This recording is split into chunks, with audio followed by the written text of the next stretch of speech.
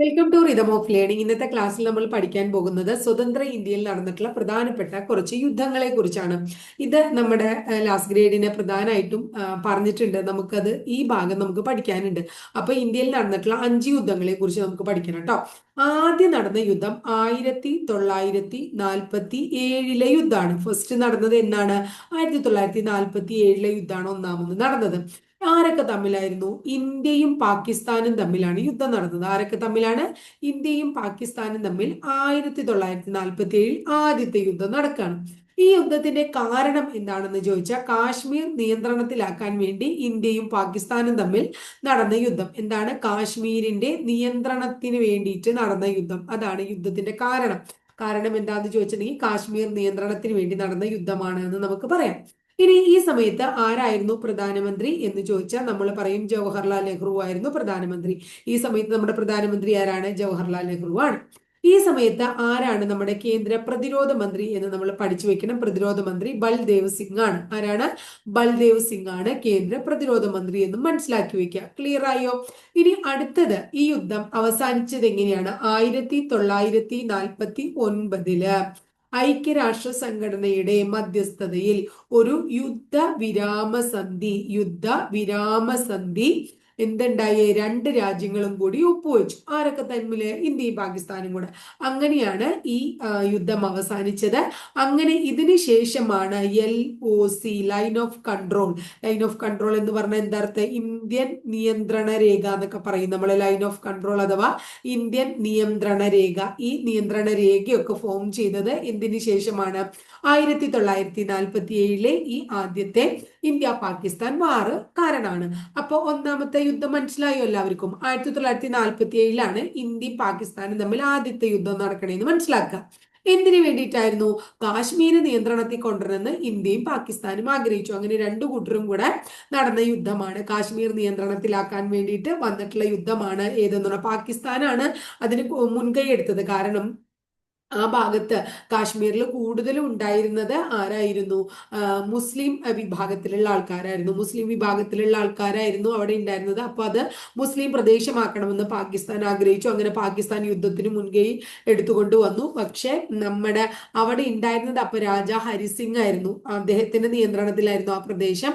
അപ്പൊ അദ്ദേഹം ഇന്ത്യക്കാരോട് അഭയം ചോദിക്കുകയാണ്, അല്ലെങ്കിൽ യുദ്ധത്തിന് സഹായം ചോദിക്കുകയാണ്. അപ്പൊ നമ്മുടെ ബ്രിട്ടീഷ് പട്ടാളം ഉണ്ടായിരുന്നു. അവരുടെ സഹായത്തോട് കൂടിയിട്ട് എന്താണ് ആ യുദ്ധം നടക്കുകയാണ് ചെയ്യുന്നത്. അങ്ങനെയാണ് ഫസ്റ്റത്തെ ഇന്ത്യ പാക് വാർ നടക്കുന്നത് കേട്ടോ. കാശ്മീർ നിയന്ത്രണത്തിന് വേണ്ടിയിട്ട്. അത് ആ സമയത്ത് നമ്മുടെ പ്രധാനമന്ത്രി ജവഹർലാൽ നെഹ്റു, പ്രതിരോധ മന്ത്രി ബൽദേവ് സിംഗ് 1949 യുഎൻഒയുടെ നേതൃത്വത്തിൽ യുദ്ധവിരാമ സന്ധി ഉണ്ടാവുന്നു. ലൈൻ ഓഫ് കൺട്രോൾ അതിനുശേഷമാണ് ഫോം ചെയ്യുന്നത് ഇന്ത്യൻ നിയന്ത്രണ രേഖ. ഇത്രയും കാര്യങ്ങൾ ഓർക്കുക. രണ്ടാമത്തത് 1962 രണ്ടാമത്തെ യുദ്ധം നടന്നത്. ആ രണ്ടാമത്തെ യുദ്ധം ആരുമായിട്ടാണ് നടന്നത്? ഇന്ത്യയും ചൈനയുമായിട്ട് നടന്ന യുദ്ധമാണ് രണ്ടാമത്തെ യുദ്ധം. ഇന്ത്യയും ചൈനയും തമ്മിൽ. എന്തിനു വേണ്ടിയിട്ടാണ്? അരുണാചൽ പ്രദേശിന്റെ നിയന്ത്രണത്തിന് വേണ്ടിയിട്ടാണ്. അരുണാചൽ പ്രദേശ്. അപ്പൊ നേരത്തെ കാശ്മീർ നിയന്ത്രണത്തിന് വേണ്ടിയിട്ടാണെങ്കിൽ ഇവിടെ അരുണാചൽ പ്രദേശിന്റെ നിയന്ത്രണത്തിനായിട്ടാണ് ഈ യുദ്ധം നടന്നത്. അപ്പൊ ഈ യുദ്ധം നടക്കുമ്പോഴും ആര് തന്നെയാണ് നമ്മുടെ പ്രധാനമന്ത്രി? ജവഹർലാൽ നെഹ്റു തന്നെയാണ് പ്രധാനമന്ത്രി. ആരാണ് പ്രധാനമന്ത്രി? ജവഹർലാൽ നെഹ്റു തന്നെയാണ് പ്രധാനമന്ത്രി. ഇനി നമ്മൾ ഇവിടെ ഒരു കാര്യം പഠിച്ചിട്ടുണ്ടായിരുന്നു. ഇന്ത്യയിൽ ആദ്യമായിട്ട് ദേശീയ അടിയന്തരാവസ്ഥ പ്രഖ്യാപിച്ചു അല്ലെ? കഴിഞ്ഞ ക്ലാസ്സിൽ പഠിച്ചില്ലേ നമ്മൾ? അത് ഈ സമയത്താണ്. അപ്പൊ ആരാണ് അടിയന്തരാവസ്ഥ പ്രഖ്യാപിച്ചത്? ഡോക്ടർ എസ് രാധാകൃഷ്ണനാണ് അടിയന്തരാവസ്ഥ പ്രഖ്യാപിച്ചതെന്നൊക്കെ നമ്മൾ പറഞ്ഞിട്ടുണ്ടായിരുന്നു. അപ്പൊ ഇദ്ദേഹമായിരുന്നു ഈ സമയത്ത് പ്രസിഡന്റ്. കാരണം അവിടെ അടിയന്തരാവസ്ഥ പ്രഖ്യാപിച്ചുല്ലോ. അപ്പൊ അദ്ദേഹത്തെ ഒന്ന് ഓർത്തു വയ്ക്കാം. ഇനി ഇന്ത്യ ചൈന യുദ്ധ സമയത്ത് ഈ സമയത്ത് ആരായിരുന്നു പ്രതിരോധ മന്ത്രി എന്ന് ചോദിച്ചു കഴിഞ്ഞാൽ VK കൃഷ്ണമേനോനാണ്. ഇനി ഒരു കാര്യം ഇദ്ദേഹത്തെ കുറിച്ച് പഠിക്കേണ്ടത് എന്താ വെച്ചാൽ, ഇദ്ദേഹം ഈ യുദ്ധത്തിന്റെ പരിണിത ഫലമായിട്ട് രാജിവെച്ചു. അപ്പൊ ഇന്ത്യ ചൈന യുദ്ധത്തെ തുടർന്ന് രാജിവെച്ച പ്രതിരോധ മന്ത്രി ആരാന്ന് ചോദിച്ചു കഴിഞ്ഞാലും VK കൃഷ്ണമേനോന്റെ പേര് നമ്മൾ പറയണം. അപ്പൊ അത്രയും ഇമ്പോർട്ടൻസ് ഉണ്ട്. അപ്പൊ 1947 ഇന്ത്യ പാകിസ്ഥാൻ വാർ നടന്നു. കാശ്മീർ നിയന്ത്രണത്തിന് വേണ്ടി നടന്നു. പ്രധാനമന്ത്രി നെഹ്റു ആയിരുന്നു. പ്രതിരോധ മന്ത്രി ബൽദേവ് സിംഗ് ആയിരുന്നു. 1949 UNOന്റെ മധ്യസ്ഥതയിൽ ഒരു യുദ്ധവിരാമ സന്ധി ഒപ്പിടുകയും രണ്ട് രാജ്യങ്ങൾ അങ്ങനെ ആ ഒരു സംഭവം അവസാനിക്കുകയും ചെയ്തു. അതിന്റെ പരിണിത ഫലമായിട്ട് ലൈൻ ഓഫ് കൺട്രോൾ അഥവാ ഇന്ത്യൻ നിയന്ത്രണ രേഖ രൂപപ്പെട്ടു. ഇനി രണ്ടാമതൊരു യുദ്ധം നടന്നു 1962 ഇന്ത്യ ചൈന വാറാണ്. അരുണാചൽ പ്രദേശിന്റെ നിയന്ത്രണത്തിന് വേണ്ടി നടന്നു അല്ലെ. അപ്പൊ പ്രധാനമന്ത്രി നെഹ്റു, അതുപോലെ തന്നെ പ്രതിരോധ മന്ത്രി വി കെ കൃഷ്ണമേനോൻ, സമയത്ത് പ്രസിഡന്റ് ഡോക്ടർ എസ് രാധാകൃഷ്ണൻ. കൂടുതൽ നമ്മൾ അടിയന്തരാവസ്ഥയെ കുറിച്ചൊന്നും പഠിക്കുന്നില്ല, കാരണം കഴിഞ്ഞ ക്ലാസ്സിൽ അതൊക്കെ ടീച്ചർ പറഞ്ഞതാണ്. ഇനി പ്രതിരോധ മന്ത്രി വി കെ കൃഷ്ണമേനോന്റെ കാര്യം പറയുമ്പോൾ ഒരു കാര്യം ഓർക്കണം എന്ന് പറഞ്ഞു. ഈ യുദ്ധത്തിന്റെ പരിണിത ഫലമായിട്ടാണ് ഇദ്ദേഹം എന്ത് ചെയ്തത്, രാജിവെച്ചത് എന്ന് ഓർത്തു വെക്കണം. ക്ലിയർ ആയില്ലേ മക്കളെ? ഇനി അടുത്തത് 1965 വീണ്ടും അടുത്ത യുദ്ധം, 1965 യുദ്ധം. ഈ യുദ്ധം ആരൊക്കെ തമ്മിലാണ്? വീണ്ടും ഇന്ത്യയും പാകിസ്ഥാനും തമ്മിൽ യുദ്ധം നടക്കുകയാണ്. ഇന്ത്യയും പാകിസ്ഥാനും തമ്മിൽ 1965 യുദ്ധം നടക്കുകയാണ്. ഇന്ത്യയും പാകിസ്ഥാനും തമ്മിൽ 1965 യുദ്ധം നടക്കാൻ കാരണം എന്താണ്? അതായത് കാശ്മീരില്, നമുക്ക് അപ്പോഴും കാശ്മീർ തന്നെയാണ് പ്രധാനപ്പെട്ട ആള്. കാശ്മീരില് എന്താണ്, ഇന്ത്യൻ വിരുദ്ധ വികാരം വളർത്തിയെടുക്കാൻ വേണ്ടി, ഇന്ത്യൻ വിരുദ്ധ വികാരം വളർത്തിയെടുക്കാൻ വേണ്ടി നമ്മുടെ പാകിസ്ഥാനിലുള്ള ആൾക്കാര് ഓപ്പറേഷൻ ജിബ്രാൾട്ടർ എന്ന് പറയുന്ന ഒരു എന്ത് നടത്തി, സൈനിക നീക്കം നടത്തി. ഓപ്പറേഷൻ ജിബ്രാൾട്ടർ എന്ന് പറയുന്നത് പാകിസ്ഥാൻ നടത്തിയ ഒരു സൈനിക നീക്കമാണ്. കാശ്മീരിലെ ഇന്ത്യൻ എന്താ പറയാ വിരുദ്ധ വികാരം കൊണ്ടുവരിക എന്നുള്ളതായിരുന്നു അവരുടെ ഉദ്ദേശം. ഇന്ത്യയെ, കാശ്മീരിലെ ആൾക്കാർക്കൊക്കെ ഇന്ത്യയോട് ദേഷ്യം കൊണ്ടുവരിക, അതായിരുന്നു ഉദ്ദേശം കേട്ടോ. എന്നിട്ട് കാശ്മീർ പിടിച്ചെടുക്കുക, അതായിരുന്നു എന്തിന്റെ ഉദ്ദേശം? ഇന്ത്യ പാകിസ്ഥാൻ വാറിന്റെ 1965 അവരുടെ ഉദ്ദേശം. ആ സമയത്ത് ആരായിരുന്നു? നമ്മുടെ ലാൽ ബഹദൂർ ശാസ്ത്രി. ആരായിരുന്നു? ലാൽ ബഹദൂർ ശാസ്ത്രി ആയിരുന്നു പ്രധാനമന്ത്രി എന്ന് ഓർക്കുക. ആരായിരുന്നു ലാൽ ബഹദൂർ ശാസ്ത്രി? നമ്മുടെ പ്രധാനമന്ത്രി. ഇനിയോ ലാൽ ബഹദൂർ ശാസ്ത്രി പ്രധാനമന്ത്രി. പ്രതിരോധ മന്ത്രി ആരാ? വൈ ബി ചവാനാണ് ആ സമയത്ത് ആര്? പ്രതിരോധ മന്ത്രി. 1965 പ്രതിരോധ മന്ത്രി ആരാണ്? വൈ ബി ചവാനാണ് ആ സമയത്ത് പ്രതിരോധ മന്ത്രി എന്ന് ഓർത്തു വയ്ക്കുക. 1965 പ്രതിരോധ മന്ത്രി ആരാണ്? വൈ ബി ചവാനാണെന്ന് ഓർത്തു വയ്ക്കുക. ഇനി യുദ്ധം അവസാനിക്കണ്ടേ? യുദ്ധം അവസാനിക്കാൻ കാരണമായത് ഒരു കരാറാണ്. ആ കരാറിനെ നമ്മൾ വിളിക്കുന്നത് താഷ്കന്റ് കരാർ എന്നാണ്. ആരാണ്? താഷ്കന്റ് കരാർ എന്നാണ് യുദ്ധം അവസാനിക്കാൻ കാരണമായിട്ടുള്ള സന്ധി. താഷ്കന്റ് കരാറാണ്. താഷ്കന്റ് കരാർ ഒപ്പുവെച്ചത് 1966 ജാനുവരി 10-നാണ്. 1966 ജാനുവരി 10 താഷ്കന്റ് കരാർ ഒപ്പിട്ടത് ആരൊക്കെ തമ്മിലാണ്? ലാൽ ബഹദൂർ ശാസ്ത്രി, ഇന്ത്യൻ പ്രധാനമന്ത്രിയായിട്ടുള്ള ലാൽ ബഹദൂർ ശാസ്ത്രിയും അതുപോലെ തന്നെ പാകിസ്ഥാൻ പ്രസിഡന്റ് ആയിട്ടുള്ള ആരാണ്? ആയൂബ് ഖാനും തമ്മിൽ. പാകിസ്ഥാന്റെ പ്രസിഡന്റ് ആയിട്ടുള്ള ആയൂബ് ഖാനും തമ്മിലാണ് ഈ എന്ത് കരാറ് ഒപ്പുവെക്കുന്നത്. ഈ കരാറിനെ നമ്മൾ ഒരു കുരുവിയുടെ പതനം എന്നുകൂടി വിശേഷിപ്പിക്കുന്നുണ്ട്. കാരണം എന്താണെന്നറിയോ? അതായത് നമ്മുടെ ഈ താഷ്കന്റ് കരാർ ഒപ്പിട്ട് പിറ്റേ ദിവസം ആര് മരിക്കുകയാണ്? നമ്മുടെ ലാൽ ബഹദൂർ ശാസ്ത്രി വിദേശത്ത് വെച്ച് മരിക്കുകയാണ്. അങ്ങനെ വിദേശത്ത് വെച്ച് മരണമടഞ്ഞ ആദ്യ ഇന്ത്യൻ പ്രധാനമന്ത്രിയായി ആര്? ലാൽ ബഹദൂർ ശാസ്ത്രി. താഷ്കന്റിൽ വെച്ചിട്ടാണല്ലോ ഈ കരാർ ഒപ്പിടണേ. 1966 ജാനുവരി 10 ശാസ്ത്രിയും ആയൂബ് ഖാനും തമ്മിൽ കേട്ടോ. ഇനി അങ്ങനെ അപ്പൊ വിദേശത്ത് വെച്ച് ആര് മരിക്കുകയാണ്? നമ്മുടെ ലാൽ ബഹദൂർ ശാസ്ത്രി മരിക്കുകയാണ്. കാരണമായത് കരാർ, ഏത് കരാറാണ് ഇതിന്റെ സന്ധി അവസാനിക്കാൻ കാരണമായത്? താഷ്കന്റ് കരാർ. ഒന്നും കൂടെ പറഞ്ഞേ. മൂന്നാമത്തെ യുദ്ധം ഇന്ത്യ പാകിസ്ഥാൻ അല്ലെ. ഇന്ത്യയും പാകിസ്ഥാനും തമ്മിൽ മൂന്നാമത് യുദ്ധം നടന്നു 1965. ആദ്യം ഇന്ത്യ പാകിസ്ഥാൻ നടന്നു, രണ്ടാമത് ഇന്ത്യ ചൈന നടന്നു, മൂന്നാമത് ഇന്ത്യ പാകിസ്ഥാൻ വാർ നടന്നു അല്ലെ. എന്തായിരുന്നു ഉദ്ദേശം? കാശ്മീർ തന്നെയായിരുന്നു ലക്ഷ്യം. അപ്പൊ കാശ്മീരില് ഇന്ത്യക്കെതിരെയുള്ള വികാരങ്ങള് വളർത്തിയെടുക്കാൻ വേണ്ടിയിട്ട് ഓപ്പറേഷൻ ജിബ്രാൾട്ടർ എന്ന് പറയുന്ന ഒരു സൈനിക നടപടി ആര് കൊണ്ടുവന്നു? പാകിസ്ഥാൻകാർ കൊണ്ടുവന്നു. ഇതിനെതിരെ നടന്ന ഇതാണ് ശരിക്കും ഇതിന്റെ കാരണം എന്ന് തന്നെ പറയാം കേട്ടോ. അപ്പോ ഇനി എന്തായിരുന്നു ആ സമയത്ത്? പ്രധാനമന്ത്രി ലാൽ ബഹദൂർ ശാസ്ത്രി, പ്രതിരോധ മന്ത്രി വൈ ബി ചവാൻ. ഇത് അവസാനിക്കാൻ കാരണമായിട്ടുള്ള കരാറ് താഷ്കന്റ് കരാറ്. 1966 ജാനുവരി 10-നാണ് താഷ്കന്റ് കരാർ ഉണ്ടായത്. താഷ്കന്റ് കരാർ ഒപ്പിട്ടത് ലാൽ ബഹദൂർ ശാസ്ത്രി, ഇന്ത്യയുടെ പ്രധാനമന്ത്രി ലാൽ ബഹദൂർ ശാസ്ത്രി, പാകിസ്ഥാന്റെ പ്രസിഡന്റ് ആയൂബ് ഖാനും ചേർന്നാണ്. ഇനി ഇതിനെ നമ്മൾ ഒരു കുരുവിയുടെ പതനമെന്ന് വിശേഷിപ്പിക്കുന്നുണ്ട്. ലാൽ ബഹദൂർ ശാസ്ത്രി ഈ കരാർ ഒപ്പിട്ട് പിറ്റേ ദിവസം തന്നെ വിദേശത്ത് വെച്ച് മരണമടയാണ്. അപ്പൊ വിദേശത്ത് വെച്ച് മരണമടയുന്ന നമ്മുടെ ഇന്ത്യയിലെ ആദ്യത്തെ പ്രധാനമന്ത്രി എന്ന് ആരെ നമുക്ക് വിശേഷിപ്പിക്കാം? ലാൽ ബഹദൂർ ശാസ്ത്രിയെ വിശേഷിപ്പിക്കാം. അപ്പൊ ഇത്രയും കഴിഞ്ഞില്ലേ മക്കളെ 65 യുദ്ധം. ഇനി അടുത്തത് 4ാമത്തെ യുദ്ധം നടക്കുന്നു 1971. ഇന്നലെ നമ്മള് എന്താ പറയുന്നത്, ഈ ഒരു അടിയന്തരാവസ്ഥയെ കുറിച്ച് പറഞ്ഞപ്പോ 71 അടിയന്തരാവസ്ഥ ഉണ്ടായില്ലേ. രണ്ടാമത്തെ അടിയന്തരാവസ്ഥ ഉണ്ടായി. അടിയന്തരാവസ്ഥ ആര് പ്രഖ്യാപിച്ചു? വി ഗിരി പ്രഖ്യാപിച്ചു എന്നൊക്കെ പറഞ്ഞു. അപ്പൊ പ്രധാനമന്ത്രി ഇന്ദിരാഗാന്ധി ആയിരുന്നു എന്നൊക്കെ പഠിച്ചു. അതന്നെ. അപ്പൊ എന്തിനു വേണ്ടിയിട്ടാണ് 1971 യുദ്ധം ഉണ്ടാവുന്നത്? ഇന്ത്യയും പാകിസ്ഥാനും തമ്മിലാണ് വീണ്ടും യുദ്ധം നടക്കുന്നത്. ഇപ്പോഴും ഇന്ത്യ പാകിസ്ഥാൻ വാറാണ് കൂടുതലുള്ളത് അല്ലെ. ഇന്ത്യയും പാകിസ്ഥാനും തമ്മിലാണ് യുദ്ധം. എന്തിനു വേണ്ടിയിട്ടാണ്? ബംഗ്ലാദേശിന്റെ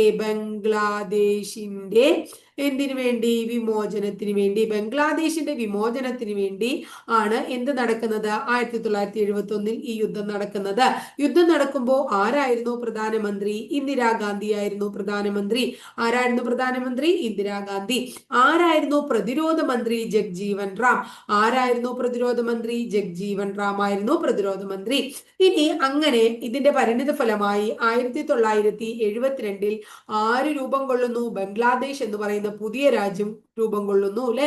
ബംഗ്ലാദേശ് എന്ന് പറയുന്ന പുതിയ രാജ്യം രൂപം കൊള്ളുകയാണ് അല്ലെ. ഇനി യുദ്ധം അവസാനിക്കാൻ കാരണമായത് ഒരു കരാറാണ്. ആ കരാറിന്റെ പേര് സിംല കരാർ എന്നാണ്. യുദ്ധം അവസാനിക്കാൻ കാരണമായത് 1972 ജൂലൈ 3 നടന്ന സിംല കരാറാണ്. ഈ സിംല കരാർ ഒപ്പിട്ടത് ഒന്ന് ഇന്ത്യയുടെ പ്രധാനമന്ത്രിയായ ഇന്ദിരാഗാന്ധിയും പാകിസ്ഥാന്റെ പ്രസിഡന്റായ സുൾഫിക്കർ അലി ഭൂട്ടോയും തമ്മിലാണ്.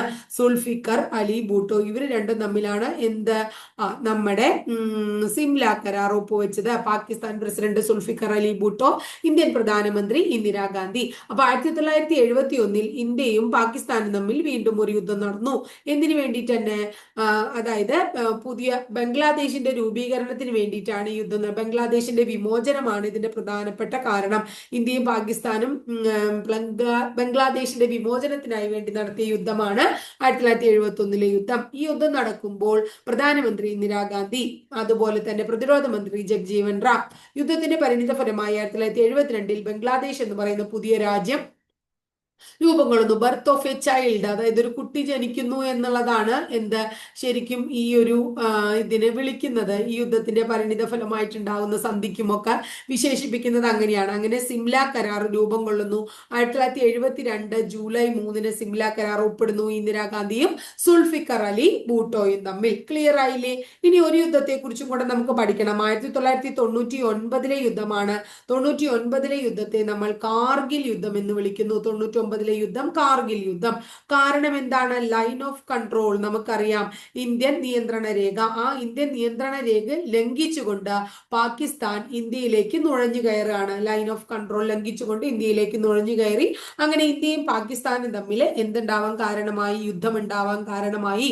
അന്നത്തെ പ്രധാനമന്ത്രി ആരായിരുന്നു എന്ന് ചോദിച്ചാൽ വാജ്പേയി ആയിരുന്നു കാർഗിൽ വാർ നടക്കുമ്പോൾ പ്രധാനമന്ത്രി. അതുപോലെ തന്നെ KR നാരായണനായിരുന്നു അന്നത്തെ പ്രസിഡന്റ്. KR നാരായണനായിരുന്നു അന്നത്തെ പ്രസിഡന്റ്. ജോർജ് ഫെർണാണ്ടസ് ആയിരുന്നു ആ സമയത്ത് പ്രതിരോധ മന്ത്രി. ആരാണ്? ജോർജ് ഫെർണാണ്ടസ് ആണ് പ്രതിരോധ മന്ത്രി. പ്രതിരോധ മന്ത്രി ജോർജ് ഫെർണാണ്ടസ്. അതുപോലെ തന്നെ പ്രസിഡന്റ് KR നാരായണൻ, പ്രധാനമന്ത്രി AB വാജ്പേയി. ഇനി അടുത്തത് കാർഗിലില് ഇന്ത്യ നടത്തിയ സൈനിക നീക്കത്തിന് നമ്മൾ വിളിക്കുന്നത് ഓപ്പറേഷൻ വിജയ് എന്നാണ്. കാർഗിൽ സൈനിക നീക്കത്തിന് നമ്മൾ വിളിക്കുന്നത് ഓപ്പറേഷൻ വിജയ് എന്നാണ്. നമ്മൾ 1999 ജൂലൈ 26 നമ്മുടെ യുദ്ധം അവസാനിക്കുകയാണ്. ഈ ജൂലൈ 26 നമ്മൾ കാർഗിൽ വിജയ് ദിവസ് എന്ന് വിളിക്കുന്നു. അപ്പൊ കാർഗിൽ വിജയ് ദിവസ് എന്ന് വിളിക്കുന്നത് എത്രയോ അധികം പരീക്ഷയ്ക്ക് ചോദിച്ചിട്ടുള്ള ഒരു ചോദ്യമാണ്. എന്നാണ് കാർഗിൽ വിജയ് ദിവസ്? ജൂലൈ 26 ആണ് കാർഗിൽ വിജയ് ദിവസ്. ഓപ്പറേഷൻ വിജയ് എന്ന് വിളിക്കുന്നത് ഈ എന്താ പറയുന്നത് ഇന്ത്യ നടത്തിയ കാർഗിൽ യുദ്ധത്തിൽ ഇന്ത്യ നടത്തിയ സൈനിക നീക്കത്തിനാണ്. അതുപോലെ തന്നെ 1961 ഗോവ വിമോചനത്തിന്റെയും സൈനിക നീക്കത്തെ നമ്മൾ എന്തിനാ വിളിക്കണേ? ഓപ്പറേഷൻ വിജയ് തന്നെയാണ് വിളിക്കണേന്നും കൂടി ഓർത്തു വയ്ക്കുക. നമ്മൾ അവിടെ പഠിക്കും. ഞാൻ ഒന്ന് പറഞ്ഞു എന്നേ ഉള്ളൂ. 1999 വീണ്ടും ഇന്ത്യയും പാകിസ്ഥാനും തമ്മിൽ യുദ്ധം നടക്കാണ്. കാർഗിൽ വാർ അല്ലെ. കാശ്മീർ ലഡാക്ക് മേഖലയിലുള്ള പ്രധാനപ്പെട്ട ഭാഗങ്ങളൊക്കെ പാകിസ്ഥാന്റെ അധീനതയിലേക്ക് പോകുന്നതുമായിട്ട് റിലേറ്റഡ് ആയിട്ട്, അല്ലെങ്കിൽ അവർ എന്താ പറയുക ലൈൻ ഓഫ് കൺട്രോള് മുറിച്ചു കടന്ന് നുഴഞ്ഞു കയറിയതിനെതിരെ പ്രതിരോധിച്ചുകൊണ്ട് ഇന്ത്യ ഓപ്പറേഷൻ വിജയ് എന്ന് പറയുന്ന സൈനിക നടപടി കൊണ്ടുവന്നു. അങ്ങനെ നമ്മൾ വിജയിച്ചു. 1999 ജൂലൈ 26 കാർഗിൽ വിജയ് ദിവസ് നമ്മൾ ആഘോഷിച്ചു. വാജ്പേയി ആയിരുന്നു പ്രധാനമന്ത്രി. KR നാരായണൻ ആയിരുന്നു പ്രസിഡന്റ്. ജോർജ് ഫെർണാണ്ടസ് ആണ് പ്രതിരോധ മന്ത്രി. ക്ലിയർ ആയില്ലേ മക്കളെ നിങ്ങൾക്ക്?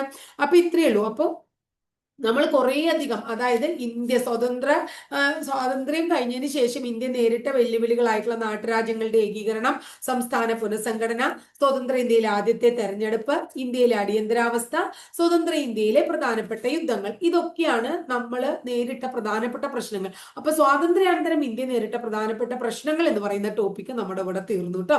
അതിന്റെ ഭാഗമായിട്ട് തന്നെ ഉണ്ടായിരുന്ന ഇക്കണോമിക്സും നമ്മുടെ തീർന്നു. നമ്മൾ ഇക്കണോമിക്സിൽ എന്ത് പഠിച്ചു?